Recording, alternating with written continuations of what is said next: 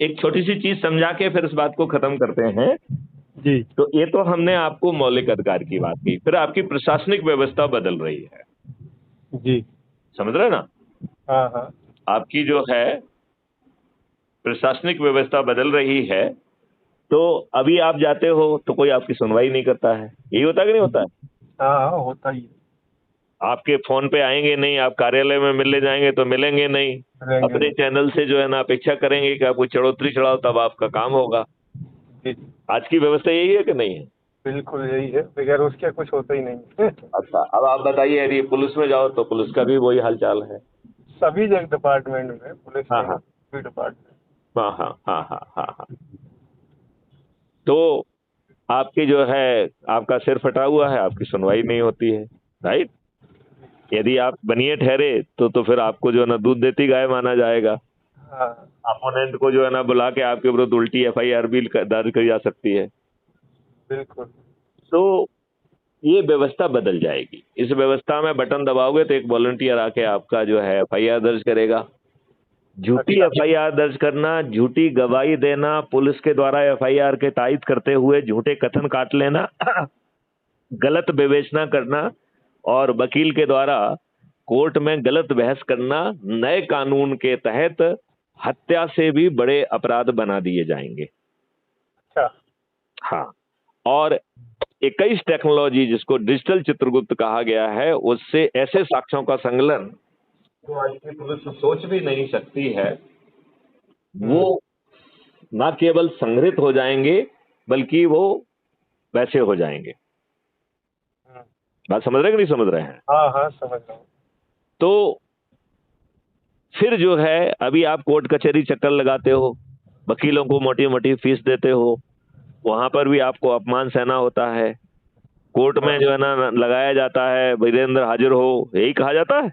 हाँ हाँ। तो वहां ना कोई सम्मान है, ना बैठने की जगह है, और गंदी सी कोर्ट, गंदे से वकील, और कैसे बैठे रहते हैं वो सब आपने देखा ही होगा। कोर्ट कचहरी के चक्कर जरूर लगे होंगे, कभी लगे हैं? हाँ हाँ, एक केस में लगा था, वो लगा। हमारा चेक बाउंस। चेक तो बाउंस था, हम ही ने लगाया था। हाँ हाँ, मतलब जो भी है, हालात तो वही है, ठीक है हाँ ना? हाँ, वही। तो कुल मिला के नई व्यवस्था में अब आपको कोर्ट नहीं जाना होगा। Distributed video based trial system से घर बैठे न्याय मिलेगा, वो भी अधिकतम 30 दिन में। जी। तो हमारे कुछ साथियों ने मुझसे कहा कि सर, मैं आपकी कैपेबिलिटी जानता हूं, आपने 12 स्मार्ट इंडिया हैकाथॉन भी की हुई है, ये भी किया है, वो भी किया है, 32 इंस्टीट्यूट और यूनिवर्सिटी इंक्लूडिंग आईआईटी से टाई अप करके आपने बहुत सारे टेक्नोलॉजिकल सॉल्यूशन डिजाइन किए हैं।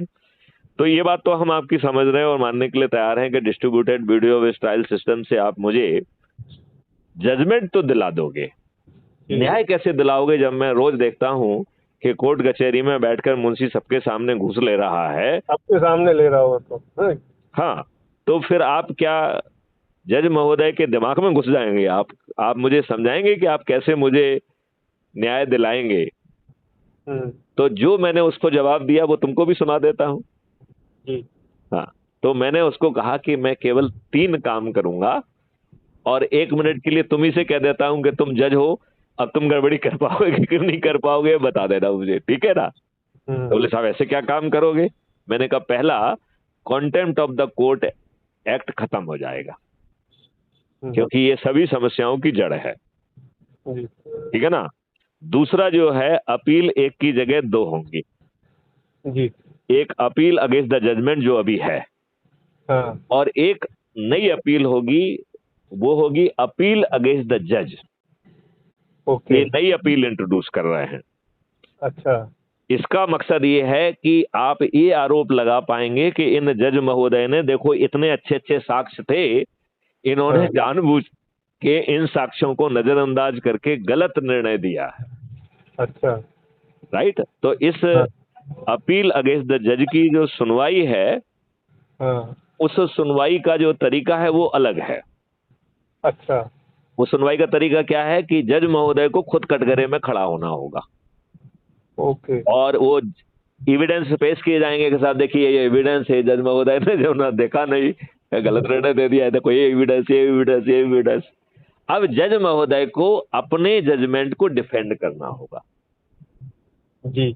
यदि जज महोदय, वही जज महोदय जिन्होंने जजमेंट दिया है, वही खड़े होंगे, राइट, और वो भी उनको कटघरे सुनेगा में, कौन? हैं?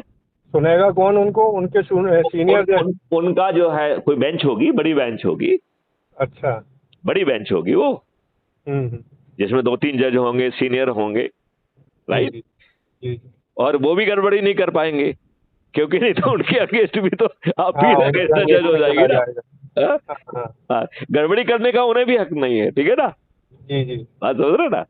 तो हाँ हाँ।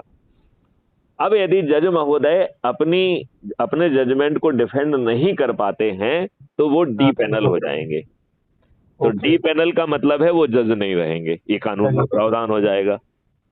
तो जी आज जो है किसी जज को हटाने के लिए आपको पार्लियामेंट में महाअभियोग लाना पड़ता है। जी जी। तो भविष्य में किसी भी जज को हटाने के लिए आपको कोई महाअभियोग नहीं लाना है, वो जज महोदय अपने कुकृत्य से गलत जजमेंट देके खुद ही बाहर हो जाएंगे। तो वो करेगा ही नहीं ना, काय के लिए हाँ, करना? करेक्ट। इसके साथ जो है कंपनसेशन के बतौर हजारों और लाखों रुपए जज महोदय को देना पड़ेंगे। ओके। और यदि उसमें कोई आपराधिक कृत्य पकड़ा गया जी। तो जज महोदय जेल भी चले जाएंगे। Okay okay. अब जो है ना, वीरेंद्र, एक मिनट के लिए मान लो कि तुम जज हो, जी। आपकी जरूरत होगी कि आप न्याय ना करें? नहीं, करना ही पड़ेगा ना, कौन अपने गले में घंटी बांधेगा? उसको सही डिसीजन देना ही पड़ेगा। तो जैसा आपने कहा वैसे ही उन्होंने कहा कि हाँ साहब यदि ये कर दोगे तो हो जाएगा। तो मैंने कहा इसको करने में क्या दिक्कत है, इसको सब जो मैंने मुंह से कहा है इसको शब्दों में लिखने में कोई दिक्कत है क्या? नहीं है, नहीं। अरे कोई दिक्कत तो है नहीं। बोले हाँ साहब है ना दिक्कत। बोले, मैंने कहा क्या दिक्कत है? बोले ये राजनेता जो कि अभी 2024 के पार्लियामेंट में 251 सांसद जो है आपराधिक चरित्र के हैं, जो कि 46% बनता है। हाँ। और इनमें से 170 वो जघन्य अपराध के अपराधी हैं, हत्या, डकैती, लूट, किडनैपिंग, बलात्कार जैसे। और इनमें से 27 सांसद तो ऐसे हैं जिन्हें कोर्ट से सजा मिल गई है, वो ऑक्सीजन अपील की, ऑक्सीजन पे जाके पार्लियामेंट में दुष्ट राजनेताओं के कारण बैठ गए हैं, बैठे हुए, राइट। तो बोले साहब इनको कैसे करोगे? तो मैंने कहा उसके लिए हमने अच्छे भारत का संकल्प मॉडल निकाला है। यदि आप अच्छे भारत का संकल्प ले लोगे तो चंद दिनों में हम 100 करोड़ हो जाएंगे, किसी भी राजनीतिक पार्टी का कोई भी राजनेता नहीं जीतेगा। तो वो मॉडल बाद में समझाएंगे आपको। अब सवाल उठता है कि अच्छे भारत का संकल्प लेने में क्या दिक्कत है जी। तो इसकी प्रक्रिया है वो समझना बहुत जरूरी है। तो वो ये प्रक्रिया समझना है क्या? अभी चाचा ही मैं ड्राइव कर रहा हूँ, मैं लगाऊंगा आपको शाम को या सुबह सुबह। तो अगली वार्ता में मैं आपको समझाऊंगा कि आपको इसमें करना क्या है और उसे बड़ी बारीकी से समझना है। और सबसे अच्छी बात है कि इसमें हमें किसी सज्जन, दुर्जन, दुष्ट, अपराधी इसमें भेदभाव नहीं करना है। जी। क्योंकि आज जो दुर्जन और अपराधी है वो आज के हालातों के कारण है। या तो उसे परिस्थितियों ने बना दिया है या उसे ऐसा करने में कुछ फायदा दिखा है। जी। हाँ, वो कुछ तो होगा। तो आने वाले समय में नियम, कानून, इकोसिस्टम बदलने वाले हैं, जैसा मैंने आपको समझाया है। तो अपराधी अपराधी नहीं रहेगा, राइट। और किसी ने कहा मुझसे कि साहब जो है, साहब ठीक है आप ये सब 5 मौलिक अधिकार दे देंगे तो अपराध करने की जरूरत नहीं रहेगी, लेकिन साहब हम लोगों का तो खून खराब हो गया है, डीएनए खराब हो गया हमारा। तो अपराध करना हमारी प्रवृत्ति में समा गया है, उसके लिए आप क्या करेंगे? मैंने कहा मुझे क्या करना है, 5 सर्टेनिटी हैं, बटन दबाओगे एफआईआर दर्ज हो जाएगी, 15 दिन में 61 साक्ष्यों के साथ साक्ष्य हो जाएगा, बिना कोर्ट कचहरी जाए 30 दिन में जो है ना आपको सजा हो जाएगी अधिकतम, और आप जेल में सड़ेंगे। तो कुछ लोग दूसरों को देख के समझ जाएंगे और कुछ लोग खुद जेल में जाके समझ जाएंगे। तो आप बताइए आपकी प्रवृत्ति बदल जाएगी कि नहीं बदल जाएगी? तो इसलिए हमें केवल सबसे पहले अपना जिस काम से भी हम जा रहे हैं, जैसे भी आप गाड़ी चला रहे हैं और कहीं जा रहे होंगे, राइट, जी जी वहां जाकर जिस काम से जा रहे हैं पहले उसे अच्छे ढंग से सनिष्ठा पूर्वक पूरा करिए।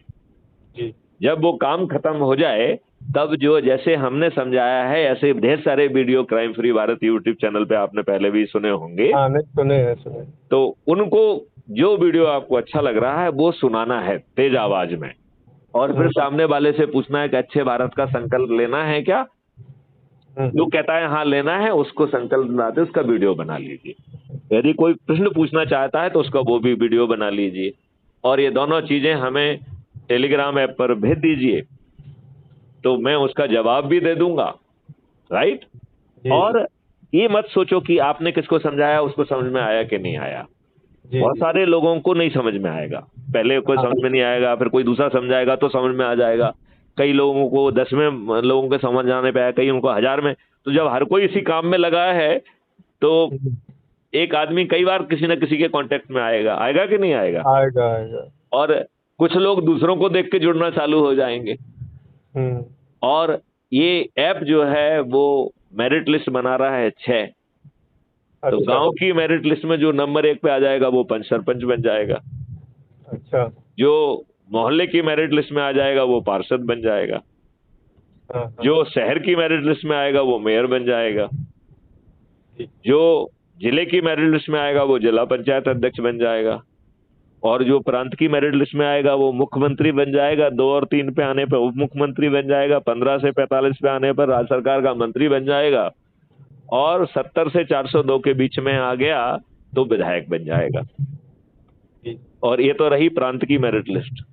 देश की मेरिट लिस्ट में नंबर 1 आने पर प्रधानमंत्री, 2 और 3 आने पर उप प्रधानमंत्री, 4 से 82 के बीच में आने में केंद्रीय सरकार का मंत्री, और 543 में आने में सांसद। सांसद। तो आज जो है करोड़ों रुपए देके बरसों जो है ना दरिया बिछाने के बाद बड़ी मुश्किल से टिकट मिलता है, और फिर बहुत सारा जो है पैसा खर्च करने के बाद आदमी जीतता है। इसमें उल्टा हो रहा है। टिकट आपके घर पहुंचेगा, बस आपको मेरिट लिस्ट में आना है, वो भी अपने लोगों को जोड़ने की। और आपको किसी के पास टिकट जो है ना वोट मांगने जाना नहीं है। तो ये राजनेता करोड़ों रुपए खर्च करेंगे, और हमारा जो चंद्रगुप्त होगा उसे किसी के दरवाजे पे वोट मांगने नहीं जाना है, क्योंकि ऐप उससे कहेगा कि ये आपके चंद्रगुप्त है। पहले कहेगा कि नेताओं के पैसे ले लो, क्योंकि वो उनके बाप के नहीं है। और इसके बाद जो है ना चंद्रगुप्त को जो है ना के नाम की तख्ती उठाओ और कहो कि मैं संकल्प लेता हूं कि मैं अपने चंद्रगुप्त को वोट दूंगा। उनका सरल क्रमांक फलाने पर है, चुनाव चिन्ह है, उनको हम विजयी बनाएंगे। अब बताओ वीरेंद्र को वोट मांगने किसी के दरवाजे पे जाना पड़ेगा क्या? नहीं जाना पड़ेगा। तो ये नियम कानून बदल जाएंगे कि नहीं बदल जाएंगे? जब सब चीज एप्लीकेबल हो जाएंगे। तो भैया संकल्प लेना शुरू करो। चलिए, तो अब इसके साथ इस वार्तालाप को यहाँ विराम देते हैं। अभी जिस काम से जा रहे हो उसको अच्छे ढंग से करके, चाहे कोई सुने चाहे ना सुने, संकल्प दिलाने की प्रक्रिया आज से चालू करो और उसका वीडियो बना के मुझे भेजो। कोई दिक्कत? ठीक है चलिए। चलिए, थैंक यू। जय हिंद, जय भारत, वंदे मातरम, जय गुरु।